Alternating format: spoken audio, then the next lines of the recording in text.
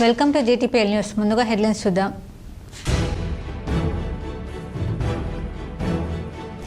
అకాల వర్షంతో కరీంనగర్ జిల్లాలో అన్నదాతకు అపార నష్టం. గాలివానతో తడిసిన ధాన్యం, రాలిన మామిడికాయలు. కరీంనగర్లో జీవన్మరణ సమస్యగా మారిన డంపింగ్ యార్డు. బాధితులతో పాటు సిపిఐ కార్యకర్తలు ఆందోళన. భూభారతిపై పైలట్ ప్రాజెక్టు కింద జిల్లాకు ఒక మండలంలో రెవెన్యూ సదస్సులు ప్రారంభం. భూ వివాదాల పరిష్కారానికి శ్రీకారం చుట్టిన అధికారులు. దేశంలో ఎక్కడా లేని విధంగా కులగణన చేపట్టిన రాష్ట్రం తెలంగాణ. సీఎం రిలీఫ్ ఫండ్ చెక్కులు పంపిణీ చేసిన జువ్వాడి నరసింగరావు. కరీంనగర్లో ప్రజావానికి ఫిర్యాదుల వెల్లువ. బారులు తీరి సమస్యలు కలెక్టర్కు విన్నవించిన బాధితులు. మిస్ వరల్డ్ 2025 పోటీలకు హైదరాబాద్ వేదిక కానుంది. ఈ నేపథ్యంలో CM Revanth Reddy miss world పోటీల నిర్వహణ కోసం చేస్తున్న ఏర్పాట్లపై కమాండ్ కంట్రోల్ సెంటర్లో అధికారులు, మంత్రులతో సమీక్ష నిర్వహించారు. మే 7వ తేదీ నుంచి జూన్ 2వ తేదీ వరకు హైదరాబాద్ వేదికగా జరగనున్న 72వ మిస్ వరల్డ్ పోటీల్లో ఎలాంటి అవాంతరాలు, ప్రమాదాలు జరగకుండా చూసుకోవాలని అధికారులకు సీఎం ఆదేశాలు జారీ చేశారు. ఎయిర్పోర్టులో అతిథులు బస చేసే హోటళ్లలో కట్టుదిట్టమైన భద్రతా ఏర్పాట్లు చేయాలని తెలిపారు. మే 10న గచ్చిబౌలి ఇండోర్ స్టేడియంలో అందాల పోటీలు ప్రారంభం కానుండగా 12న బుద్ధ భవన్లో ఆధ్యాత్మిక పర్యటన ఉంటుంది. 13న చౌమాన్ల ప్యాలెస్లో అతిథులకు ప్రభుత్వం వెల్కమ్ డిన్నర్ ఇవ్వనుంది. రాష్ట్ర పీసీసీ అధ్యక్షులు బొమ్మ మహేష్ కుమార్ గౌడ్ ఈ నెల 12న భువనగిరి జిల్లాలో జరిగే ఎరుకల నాంచారమ్మ జాతర వాల్పోస్టర్లను, కరపత్రాలను మహేష్ కుమార్ గౌడ్ చేతుల మీదుగా విడుదల చేయడం జరిగింది. ఈ కార్యక్రమంలో కోనేరు సాయికుమార్, రాష్ట్ర అధ్యక్షులు, తెలంగాణ ఎరుకల గిరిజన హక్కుల పోరాట సాధన సమితి కొర్రు కూతాడి రాములు, తెలంగాణ ఎరుకల సంఘం రాష్ట్ర అధ్యక్షులు కుమార్, అధ్యక్షులు తెలంగాణ ప్రదేశ్ ఎరుకల సంఘం మండల గోపాల్, భిక్షపతి, నాంపల్లి విశ్వనాథం, సత్యనారాయణ తదితరులు పాల్గొన్నారు. ఈ నెల 12న జరిగే నాంచారమ్మ జాతరని అత్యధిక సంఖ్యలో భక్తులు పాల్గొని విజయవంతం చేయగలరని కోరడమైంది.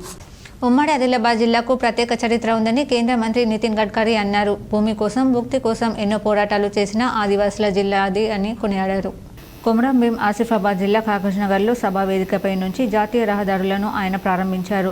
3,900 కోట్ల విలువైన పనులను మొదలుపెట్టి మాట్లాడారు. కేంద్ర ప్రభుత్వం పీఎం సడక్ యోజన కింద దేశవ్యాప్తంగా రోడ్లు నిర్మిస్తోందని చెప్పారు. రహదారులు మెరుగ్గా ఉండే దేశాన్ని అభివృద్ధి చెందిన దేశంగా భావిస్తారని పేర్కొన్నారు. వ్యవసాయం, ఉపాధి, రవాణా, మౌలిక వసతులు అనే 4 అంశాలు దేశాభివృద్ధిని నిర్దేశిస్తాయన్నారు. తెలంగాణ అభివృద్ధికి కేంద్రం కట్టుబడి ఉందని తెలిపారు. రాష్ట్రాల మధ్య అనుసంధానం పెంచేందుకు కీలకమైన ప్రాజెక్టును కేంద్రం చేపట్టింది. రోడ్డు కనెక్టివిటీలో భాగంగా క్లిష్టమైన వంతెనలు, సొరంగ మార్గాలు నిర్మిస్తున్నాం. జోజిలా పాస్ టన్నెల్ వంటి నిర్మాణాలను చేపట్టాం. సూర్యాపేట నుంచి దేవరపల్లి వరకు గ్రీన్ఫీల్డ్ రహదారి నిర్మించనున్నాం. నాగపూర్ నుంచి విజయవాడ కారిడార్ చేపట్టాం. తెలంగాణ, మహారాష్ట్ర మధ్య రోడ్డు కనెక్టివిటీ మరింత పెరగనుంది.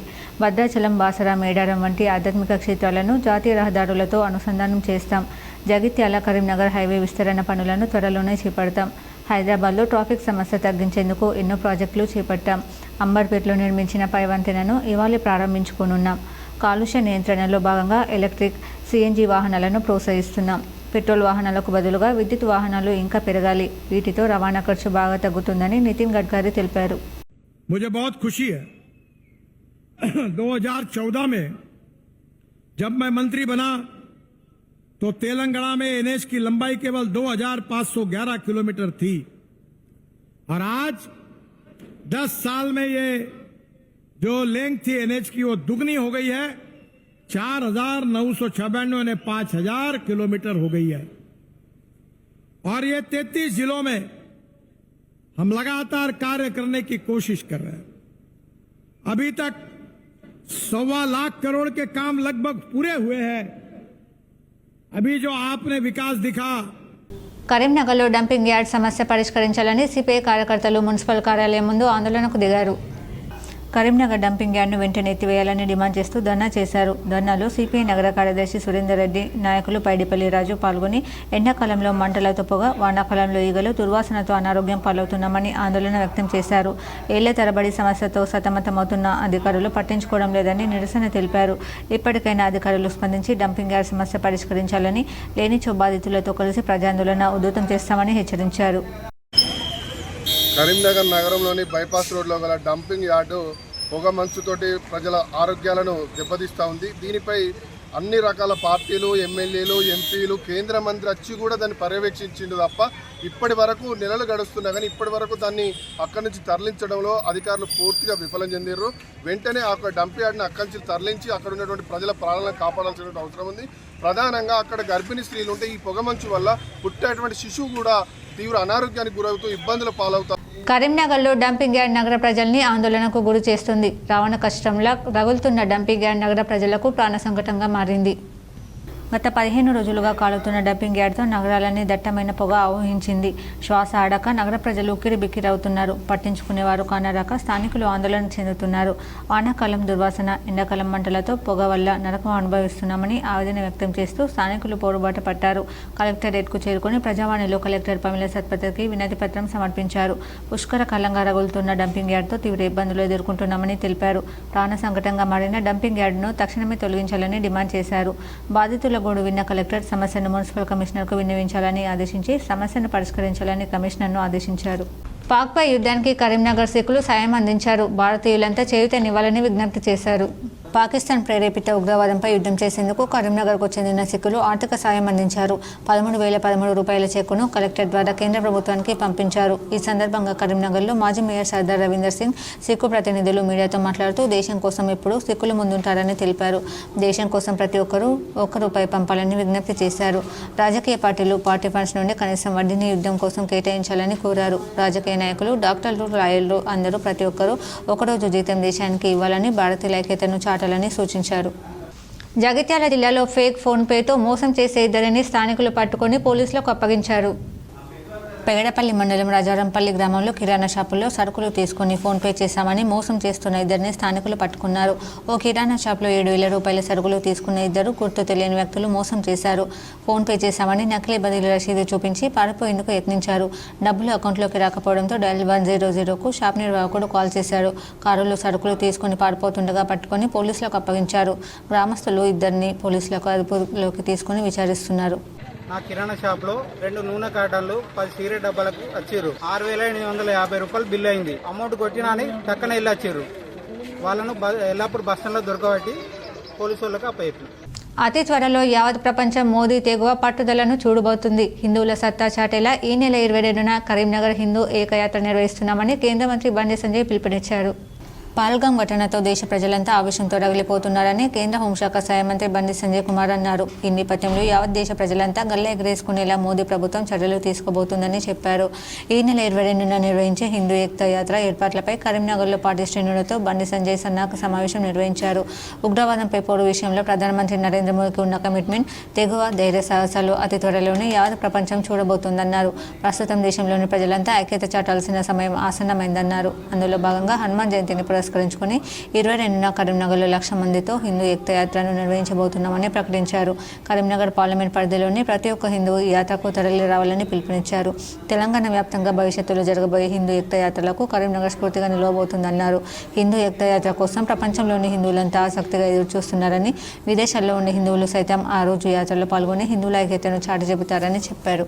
ఇతర దేశాలకు వెళ్ళిన యువత కూడా ఆ ఒక్కరి కోసం దుబాయ్, సింగపూర్ లాంటి మలేషియా దేశాలకు వెళ్ళిన వ్యక్తులు కూడా నక్సల్స్పై నిషేధం విధించిన కాంగ్రెస్ శాంతి చర్చలు జరపాలనడం 2 నాల్కల ధోరణికి నిదర్శనమని కేంద్ర మంత్రి బండి సంజయ్ విమర్శించారు. నక్సల్స్పై నిషేధం విధించిన కాంగ్రెస్ పార్టీ ఈరోజు నక్సల్స్తో చర్చలు జరపాలని చెప్పడం ఆ పార్టీ 2 నాల్కల ధోరణికి నిదర్శనమని పెద్దపల్లి జిల్లా గోదావరిఖనిలో మీడియాతో మాట్లాడిన కేంద్ర మంత్రి బండి సంజయ్ కాంగ్రెస్ తీరుపై ఫైర్ అయ్యారు. తుపాకీ పట్టి చంపేటోళ్లతో చర్చలేంటని ప్రశ్నించారు. దశాబ్దాలుగా నక్సల్స్ చేసిన హింసతో ఎంతో మంది చనిపోయారని, నెత్తురుడిన ఎన్నో దృశ్యాలను చూసిన ప్రొఫెసర్ హరగోపాల్ వరవరరావు సాధించింది చెప్పాలన్నారు. నక్సల్స్ తుపాకీ వేడి లొంగిపోవాల్సిందేనని, జనజీవన స్రవంతిలో కలవాల్సిందేనని ఉద్ఘాటించారు. ఈ విషయంలో హరగోపాల్, వరవరరావు సహపరవకల సంఘం నేతలే నక్సల్స్కు నచ్చజెప్పాలని సూచించారు. 6 గ్యారెంటీలపై కాంగ్రెస్ పార్టీ ఘోరంగా విఫలమైందని, వాటిని గురించి ప్రస్తావిస్తుంటే ప్రజల దృష్టిని మళ్లించేందుకే కేంద్రంపై దుష్ప్రచారం చేస్తుందన్నారు. కులగణన పేరుతో డ్రామాలాడుతుందని విమర్శించారు. రాష్ట్ర ప్రభుత్వం కులగణన చేయలేదు, చేసిందల్లా సర్వే మాత్రమేనని, సర్వే అంటే తూతు మంత్రంగా వెళ్లి డేటా తీసుకోవడం కాదన్నారు. జనాభా లెక్కలకు సర్వేకు పొంతనే లేదని, మోదీ ప్రభుత్వం జనగణన మాదిరిగా ఇంటింటికి వెళ్లి కులగణన చేస్తుందని స్పష్టం చేశారు. ఆపరేషన్ కగార్ను నిలిపివేసి మావోయిస్టులతో శాంతి చర్చలు జరపాలని మాజీ మంత్రి జీవన్ రెడ్డి డిమాండ్ చేశారు. ఉగ్రవాదంతో దేశానికి ప్రమాదం పొంచి ఉందని ఆవేదన చెందారు. ఆపరేషన్ ఖగర్ను నిలిపివేసి మావోయిస్టులతో శాంతి చర్చలు జరపాల్సిందేనని మాజీ మంత్రి కాంగ్రెస్ సీనియర్ నేత జీవన్ రెడ్డి డిమాండ్ చేశారు. ఉగ్రవాదాన్ని ఒక్క పదంతో కేంద్రం అణచివేయాలని, అందుకు కాంగ్రెస్ సహకారం ఉంటుందని స్పష్టం చేశారు. జగిత్యాలలో మీడియాతో మాట్లాడిన జీవన్ రెడ్డి తీవ్రవాదం కన్నా ఉగ్రవాదం అతి ప్రమాదకరమని తెలిపారు. దేశానికి ఉగ్రవాదంతో ప్రమాదం పొంచి ఉందన్నారు. పాక్ ప్రేరేపిత ఉగ్రవాదాన్ని అణచివేసేందుకు కేంద్రం తీసుకునే నిర్ణయానికి కాంగ్రెస్ సంపూర్ణ సహకారం అందిస్తుందని స్పష్టం చేశారు. మావోయిస్టులు శాంతి చర్చలకు సిద్ధమైన నేపథ్యంలో ప్రభుత్వం చర్చలు జరపాలని కోరారు. మావోయిస్టులు ఆయుధాలు వీడి చర్చలకు వచ్చేందుకు సిద్ధంగా ఉన్నారని, ఆపరేషన్ ఖగర్ నిలిపివేసి ఆదివాసుల హక్కుల పరిరక్షణకు కృషి చేయాలని సూచించారు. ఏ తీవ్రవాదులు భావిస్తుందో ఆ ఆదివాసీలు కూడా ఏదైతుందో వాళ్ళ చర్చలకు సంసిద్ధత వ్యక్తం చేస్తూ ఆయుధాలు వీడడానికి కూడా సంసిద్ధత వ్యక్తం చేస్తుంది.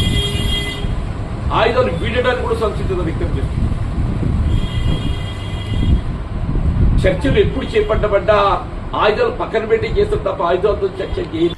కరీంనగర్లో ప్రజావానికి ఫిర్యాదులు అందాయి. ప్రజలు బారులు తీరి సమస్యలు కలెక్టర్కు విన్నవించారు.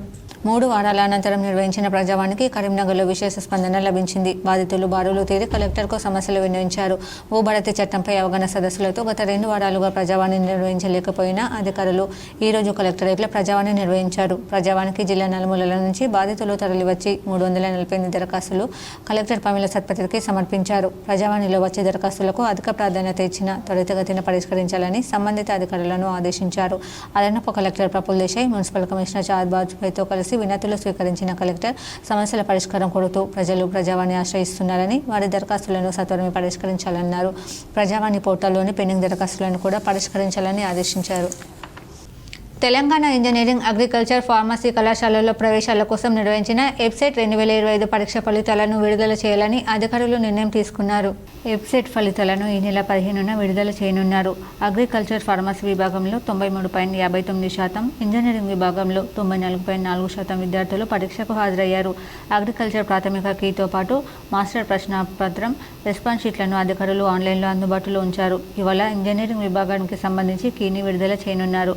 రాష్ట్ర వ్యాప్తంగా ఎబ్సెట్ పరీక్షకు 3,06,796 దరఖాస్తులు వచ్చాయి. అందులో ఇంజనీరింగ్ విభాగానికి 2,20,049, అగ్రికల్చర్ అండ్ ఫార్మసీ విభాగంలో 86,493, ఆ 2 విభాగాలకు కలిపి 254 అప్లికేషన్లు అందాయి. జక్రన్పల్లి మండలంలోని మనోహరాబాద్ గ్రామంలో ఇటీవల ఏర్పాటు చేసిన ఇందూరు పసుపు తయారీ కేంద్రాన్ని పార్లమెంట్ సభ్యులు ధర్మపురి అరవింద్ ప్రారంభించారు. మారుమూల ప్రాంతమైనటువంటి మనోహరాబాద్ గ్రామంలో ఈ కర్మాగారాన్ని ఏర్పాటు చేసినటువంటి కేంద్ర ప్రభుత్వం సహకారంతో ఏర్పాటు చేసిన తిరుపతి రెడ్డిని ఆయన అభినందించారు.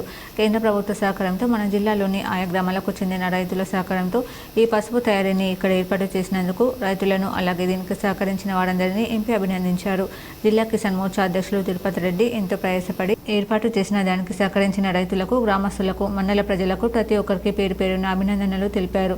ఈ కార్యక్రమానికి ఆర్మూరు ఎమ్మెల్యే పైడి రాకేష్ రెడ్డి, నిజామాబాద్ అర్బన్ ఎమ్మెల్యే ధన్పాల్ సూర్యనారాయణ, అలాగే పసుపు బోర్డు చైర్మన్ పల్లె గంగారెడ్డి, ఆయా గ్రామాల రైతులు, మహిళా రైతులు, గ్రామస్తులు పెద్ద సంఖ్యలో పాల్గొన్నారు. ఈ సందర్భంగా ఆయన మాట్లాడుతూ గత ఎన్నికల్లో, అలాగే ఈ ఎన్నికలలో రైతులు తమపై ఎన్నో విధాల ఒత్తిడి తీసుకువచ్చినా కానీ రైతులకు ఇచ్చిన మాట ప్రకారం జిల్లాకు బస్సులు తీసుకొస్తారని మాటిచ్చి ఈరోజు వారి కోరిక తీర్చడం జరిగిందన్నారు. ఇక ప్రారంభోత్సవం అనంతరం విలేకరుల సమావేశంలో ఎంపీ అరవింద్ మాట్లాడుతూ ఇటీవల పహల్గాంలో జరిగిన అల్లర్లకు హిందువులపై కక్షపూరితంగా దాడులు చేస్తున్న వారిని ఎవరిని వదిలిపెట్టేది లేదన్నారు. ఏప్రిల్ 30వ తారీఖు వరకు ఎవరైనా పాకిస్తాన్లో ఉన్నట్లయితే తిరిగి వెళ్ళిపోవాలని ఆంక్షలు పెట్టినప్పటికీ కాంగ్రెస్ పాలిత ప్రాంతాలలో అంశాలు విధించడం లేదన్నారు. ఖచ్చితంగా కాంగ్రెస్ పాలిత ప్రాంతాలలో ఇంప్లిమెంటేషన్ చేసి ఎక్కడ ఎవరు ఉన్నా కానీ వదిలిపెట్టకుండా తిప్పి పంపించాలని తెలిపారు. ఇక నుండి ఎవరైనా ఎక్కడైనా ఉగ్రవాదానికి మతం ఉన్నది అని అంటే అక్కడ చెప్పు తీసుకొని కొట్టండి పిలుపునిచ్చారు. పౌరులందరూ ఈ దేశం నుంచి 29 అని 30 ఏప్రిల్ నుంచి వెళ్ళిపోవాలి అని లిస్టు మొత్తం కేంద్రం విడుదల చేసినా కూడా తెలంగాణ లాంటి రాష్ట్రాలు, కాంగ్రెస్ పాలిత రాష్ట్రాలు దీన్ని ఇంప్లిమెంట్ చేస్తలేవు. వీళ్ళు దేశ భద్రతకి ముప్పు వాటిల్లే తరహాలో వీళ్ళ అడ్మినిస్ట్రేషన్ ఉన్నది. వీళ్ళకి దేశ భద్రత, భారత పౌరుల యొక్క ప్రాణాలకు కూడా లెక్క చేయకుండా వీళ్ళు పాకిస్తాన్లో సంకనేసుకొని తిరుగుతున్నారు. ఇలా ఓటు బ్యాంకు రాజకీయాల కోసం వేలాది మంది, లక్షలాది మంది భారత పౌరుల్ని ఇప్పటి వరకు పొట్టన పెట్టుకున్న పార్టీ కాంగ్రెస్ పార్టీ. వీళ్ళు ప్రభుత్వంలో ఉన్నప్పుడు మీకు యాదుంటే 2004 నుంచి 14 వరకు ఎన్ని సీరియల్ బాంబ్ బ్లాస్ట్లు అయినాయి, ఎందరో ఊచకోతకు గురైనరు కాశ్మీర్లో. 89ల నుంచి మొదలైన కాశ్మీరు లక్షల మంది అక్కడ పండితులని తరిమేయడబడ్డది బడ్డరాడ్ నుంచి. ఇయ్యలటి వరకు వాళ్ళు దేశంలో వివిధ ప్రాంతాలలో సెటిల్ అయి ఉన్నారు. అదే రకంగా కాకుండా బాంబేల, ఢిల్లీల, హైదరాబాద్ లుంబిని పార్కుల, గోకుల్ చాట్ల ఇటువంటి ఎన్ని పదుల సంఖ్యలో సీరియల్ బాంబ్ బ్లాస్ట్లు అయ్యేటి. ఇవాళ నరేంద్ర మోడీ ప్రధానమంత్రి అయినాక ఎటువంటి ఆర్టీసీ సమస్యలను ఎప్పుడైనా ప్రభుత్వం దృష్టికి తీసుకురావచ్చని మంత్రి పొన్నం ప్రభాకర్ తెలిపారు. హైదరాబాద్లో ఆర్టీసీ కార్మిక సంఘాల నేతలు మంత్రిని కలిసి తమ ఇబ్బందులను ఆయన దృష్టికి తీసుకెళ్లారు. ఈ సందర్భంగా పొన్నం ప్రభాకర్ మాట్లాడుతూ సమస్యలను వినడానికి సీఎంతో పాటు తాను ఎప్పుడు సిద్ధంగా ఉంటామన్నారు. ఆర్టీసీ పరిరక్షణ, కార్మికుల సంక్షేమంతో పాటు ప్రయాణికుల సౌకర్యానికి ప్రాధాన్యత ఇస్తున్నట్లు చెప్పారు. సంస్థ ఇప్పుడిప్పుడే నష్టాల నుంచి కోలుకుంటుందని, సమస్యలు తగ్గుతున్నాయని వివరించారు. ఈ దశలో సమ్మె చేయవద్దని కార్మిక సంఘాల నేతలకు సూచించారు. సిబ్బంది సమ్మె చేస్తే ప్రజలు ఇబ్బందులు పడతారు. గత ప్రభుత్వం 10 ఏళ్ల పాటు ఆర్టీసీని నిర్వీర్యం చేసింది. కొత్తగా ఒక్క బస్సు కొనలేదు, ఒక్క ఉద్యోగం ఇవ్వలేదు. ఉద్యోగుల CCS, PF డబ్బులు వాడుకున్నారు. కాంగ్రెస్ హయాంలో సంస్థ ఉద్యోగులకు బాండ్ మొత్తం 400 కోట్లు చెల్లించాం. దీర్ఘకాలంగా పెండింగ్లో ఉన్న PF 1039 కోట్లు చెల్లించాం. CCS బకాయిలు 345 కోట్లు చెల్లించాం. 1500 మందికి కారుణ్య నియామకాలు పూర్తి చేశాం. ఆర్టీసీలో కొత్తగా 3038 మంది నియామకానికి అనుమతించామని పొన్నం ప్రభాకర్ వారికి వివరించారు. దేశంలో ఎక్కడ లేని విధంగా కులగణన చేపట్టిన రాష్ట్రం తెలంగాణ అని కాంగ్రెస్ కోరుట్ల నియోజకవర్గ ఇన్ఛార్జ్ జువాడి నరసింహరావు అన్నారు. దేశానికి రోల్ మోడల్గా మన కులగణన నిలిచిందని, దేశంలో ఎక్కడ లేని విధంగా సీఎం రేవంత్ రెడ్డి రాష్ట్రంలో కులగణన చేపట్టడంతోనే దేశ ప్రధాని నరేంద్ర మోడీ దేశవ్యాప్తంగా కులగణన చేపట్టేందుకు ముందుకు వచ్చారని కాంగ్రెస్ పార్టీ కోరుట్ల నియోజకవర్గ ఇన్ఛార్జ్ జువాడి నరసింహరావు అన్నారు. ఆదివారం సాయంత్రం జగిత్యాల జిల్లా మెట్పల్లి పట్టణంలోని కాంగ్రెస్ పార్టీ కార్యాలయంలో లబ్ధిదారులకు సీఎం రిలీఫ్ ఫండ్ చెక్కులను ఆయన పంపిణీ చేశారు. మెట్పల్లి పట్టణ మండలంకు 18 మందికి 7,28,000 రూపాయలు మంజూరు కాగా సంబంధిత చెక్కులను లబ్ధిదారులకు పంపిణీ చేశారు. ఈ సందర్భంగా జువాడి నరసింహరావు మాట్లాడుతూ గతంలో ఎన్నడూ లేని విధంగా రాష్ట్రంలో అభివృద్ధి సంక్షేమ పథకాలు అమలు చేస్తున్నామన్నారు. సీఎం రిలీఫ్ ఫండ్ పేద ప్రజలకు ఎంతో అండగా నిలుస్తుందని ఆయన అన్నారు. కాంగ్రెస్ ప్రభుత్వం అధికారంలోకి వచ్చిన నాటి నుండి ఇప్పటి వరకు కోరుట్ల నియోజకవర్గంలో దాదాపుగా 3 కోట్ల రూపాయల వరకు సీఎం రిలీఫ్ ఫండ్ చెక్కులు పంపిణీ చేసినట్లు ఆయన తెలిపారు. నిరుపేదలకు పక్కా ఇళ్లు నిర్మించేందుకు ప్రభుత్వం ఇందిరమ్మ పథకం ప్రవేశపెట్టిందని, ఇందులో భాగంగా ఇల్లు లేని నిరుపేదలకు 5 లక్షల సాయం అందిస్తుందన్నారు. కోరుట్ల నియోజకవర్గానికి 3,500 ఇందిరమ్మ ఇల్లు మంజూరు కాగా ఇందులో కోరుట్ల పట్టణంకు 620, మెట్పల్లి పట్టణంకు 560, నియోజకవర్గంలోని మిగతా గ్రామాలకు 20 నుండి 30 ఇళ్ల వరకు ఇందిరమ్మ ఇల్లు మంజూరైనట్లు ఆయన పేర్కొన్నారు. టీఆర్ఎస్ ప్రభుత్వం నిరుపేదలకు ఇల్లు కట్టించడంలో పూర్తిగా విఫలమైందని ఆయన విమర్శించారు.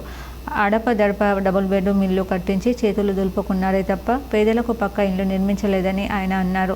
చెప్పిన మాట ప్రకారం కాంగ్రెస్ ప్రభుత్వం రైతులకు 2 లక్షల రుణమాఫీ చేసిందన్నారు. ప్రభుత్వం ప్రణాళికాబద్ధంగా పథకాలు ప్రవేశపెడుతుంటే జీర్ణించుకొని ప్రతిపక్షాలు రాద్ధాంతం చేయడం సమంజసం కాదన్నారు. నిరుద్యోగులకు ఉపాధి కల్పనే ధ్యేయంగా రాజీవ్ యువ వికాసం పథకం ప్రవేశపెట్టిందన్నారు. దీంతో ప్రతి నిరుద్యోగికి ఉపాధి అవకాశం లభించి ఆర్థికంగా అభివృద్ధి చెందుతారన్నారు. పథకాల అమలు కొద్దిగా ఆలస్యం జరిగినా ప్రతి ఒక్కరికి సంక్షేమ పథకాలు అందుతాయన్నారు. ఈ కార్యక్రమంలో కాంగ్రెస్ పార్టీ పట్టణ అధ్యక్షులు జట్టిలింగం, బ్లాక్ కాంగ్రెస్ అధ్యక్షులు అల్లూరి మహేందర్ రెడ్డి, మెట్పల్లి మండల అధ్యక్షులు తిప్పిరెడ్డి, అంజిరెడ్డి తదితరులు పాల్గొన్నారు. మొన్న 15 రోజుల క్రితమే ఇచ్చిన మళ్ళీ ఇస్తాం. దాదాపు 2.5 కోట్ల పైచిలకు అంటే 3 కోట్ల వరకు దాదాపు ఈ 14-15 నెలల లోపల కాంగ్రెస్ ప్రభుత్వం వచ్చిన తర్వాత మనము ముఖ్యమంత్రి సహాయానికి ఇంత డబ్బు ఇవ్వడం జరిగింది. ముఖ్యంగా ఎవరైతే పేద ప్రజలు ఉన్నారో, ఆర్థిక స్తోమత లేక ఇబ్బందుల పాలవుతున్న వాళ్ళు, ఇప్పుడు ఈ అమ్మాయిని అడిగినా అమ్మ నీకు డబ్బులు వచ్చినాయి, మరి నువ్వు ఏం చేస్తావు, బంగారం తీసుకో అంటే లేదు సార్ అప్పులైనాయి. అలాంటి వాళ్ళందరికీ కూడా ముఖ్యమంత్రి సహాయ నిధికి అనారోగ్య కారణాల వలన హాస్పిటల్ పాలై కొంచెం ఇబ్బందులు ఏర్పడిన వాళ్ళందరూ కూడా హైదరాబాద్లో టీపీసీసీ అధ్యక్షులు మహేష్ కుమార్ గౌడ్ని గౌడ సంఘం నేతలు, కులస్తులు, బీసీ నాయకులు మర్యాదపూర్వకంగా కలిశారు. హైదరాబాద్లో ఖమ్మం పట్టణంలో నిర్మించబోయే గౌడ సంఘం భవన నిర్మాణానికి నిధులు మంజూరు చేయాలని పీసీసీ చీఫ్తో గౌడ సంఘం నేతలు చర్చించారు.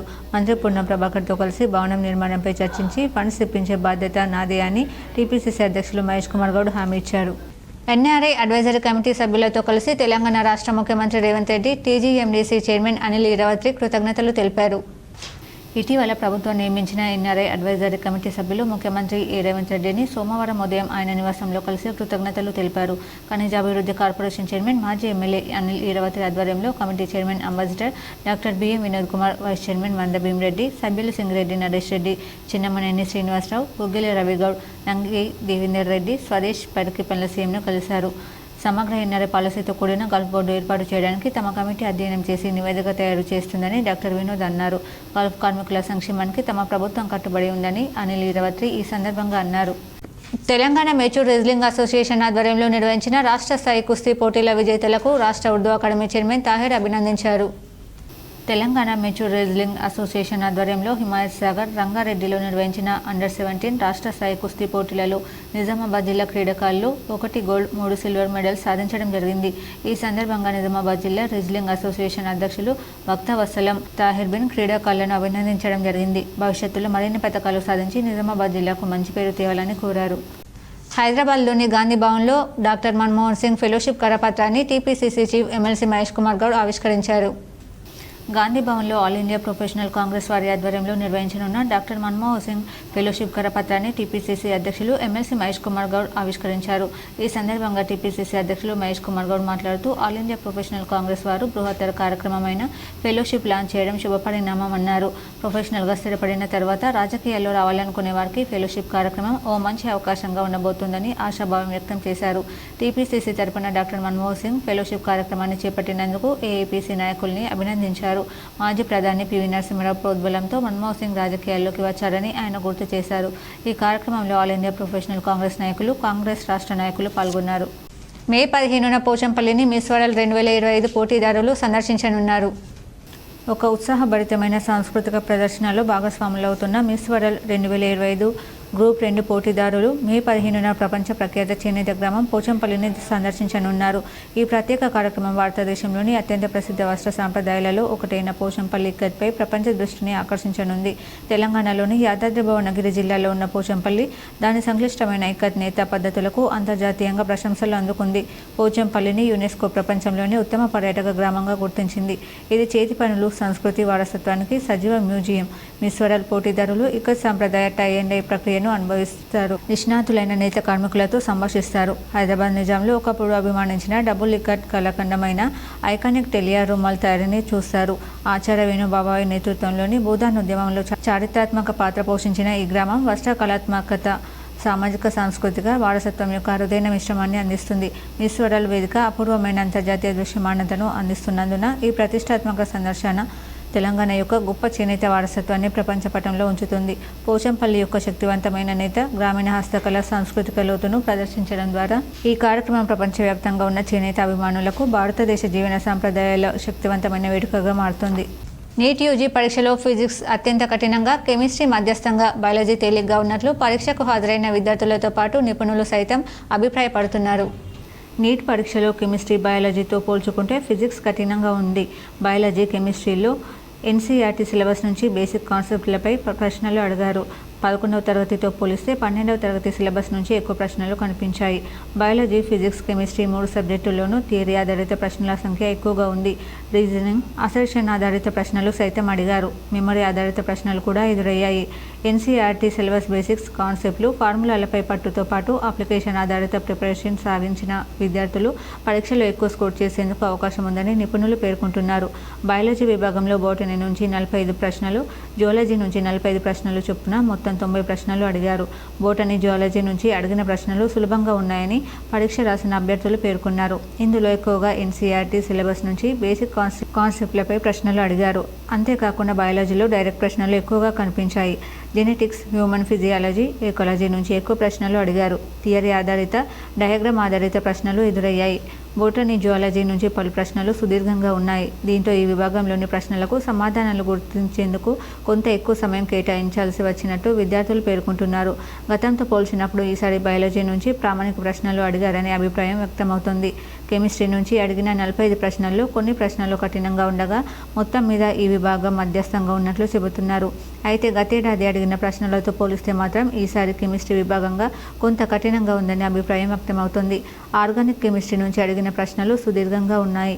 ఫిజికల్ కెమిస్ట్రీ, ఇనార్గానిక్ కెమిస్ట్రీల కాన్సెప్ట్ల నుంచి ప్రశ్నలు అడిగారు. కోఆర్డినేషన్ కాంపౌండ్స్ నుంచి 2 ప్రశ్నలు, కెమికల్ బాండింగ్, కెమికల్ ఈక్విలిబ్రియంల నుంచి 1 ప్రశ్న చొప్పున అడిగారు. కెమిస్ట్రీలోనూ అధికంగా ఎన్సీఈఆర్టీ నుంచి ప్రశ్నలు అడిగారు.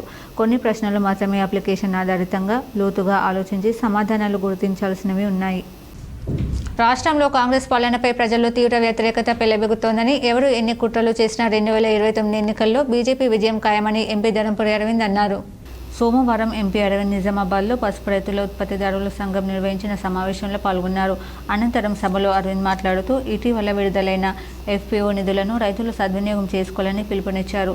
ఇందూరు రాష్ట్ర నిర్మాణానికి పునాది వేసింది ఇందూరు గడ్డ అని తెలిపారు. రాష్ట్రంలో కాంగ్రెస్, బీఆర్ఎస్ కాంప్రమైజ్ రాజకీయాలు చేస్తున్నాయని కామెంట్ చేశారు. గతంలో బిజినెస్ పార్ట్నర్లుగా ఉన్న రేవంత్ రెడ్డి, కవిత ఎప్పటికీ ఆప్తమిత్రులేనంటూ సంచలన వ్యాఖ్యలు చేశారు. ప్రపంచంలోనే భారత్ను అగ్రగామిగా తీర్చిదిద్ది విశ్వగురువుగా చేయడమే ప్రధాని లక్ష్యమని అన్నారు. పహల్గామ్ టెర్రర్ అటాక్కు కౌంటర్గా పాక్పై తప్పకుండా బదులు తీర్చుకుంటామని తెలిపారు. కానీ అందుకు సమయం వచ్చినప్పుడు ఉగ్రవాదులకు బలమైన జవాబే ఉండబోతోందని ఎంపీ అరవింద్ స్పష్టం చేశారు. పహల్గామ్ ఉగ్రదాడికి భారత్ సైలెంట్గా ప్రతీకార చర్యలు మొదలుపెట్టింది. ఇప్పటికే బాగ్లిహార్ డ్యాం నీటిని ఆపేయగా తాజాగా సలాల్ డ్యాంను కూడా మూసివేసింది. భారత్ పాక్ సింధు జలాల ఒప్పందాన్ని నిలిపివేయడంతో దీనికి సంబంధించిన సమాచారాన్ని పాక్ వెల్లడించలేదు. తొలిసారి ఆ ఒప్పందానికి భిన్నంగా భారత్ తీసుకున్న తొలి చర్యగా నిపుణులు చెబుతున్నారు. గత గురువారం నుంచి ఒక రిజర్వాయర్లో బురదను తొలగించేందుకు ఫ్లషింగ్ ప్రక్రియను మొదలుపెట్టింది. దాదాపు 3 రోజుల పాటు ఇది కొనసాగింది. ఈ పనులను ప్రభుత్వ రంగ సంస్థ ఎన్హెచ్పిసి చూసుకుంటుంది. కాకపోతే పాక్ ఇప్పటికిప్పుడు నీటి సరఫరా పూర్తిగా నిలిపివేయడం సాధ్యం కాకపోయినా భవిష్యత్తులో మాత్రం సమస్యలు ఎదురు కావచ్చని నిపుణులు చెబుతున్నారు. సింధు జలాల ఒప్పందం కింద వచ్చే నదులపై ఇలాంటివి దాదాపు 1/2 డజన్ ప్రాజెక్టులు ఉన్నాయి. వాటిల్లో నిల్వ సామర్థ్యం పెంచితే మాత్రం పాక్కు నీటి కరువు తప్పదు.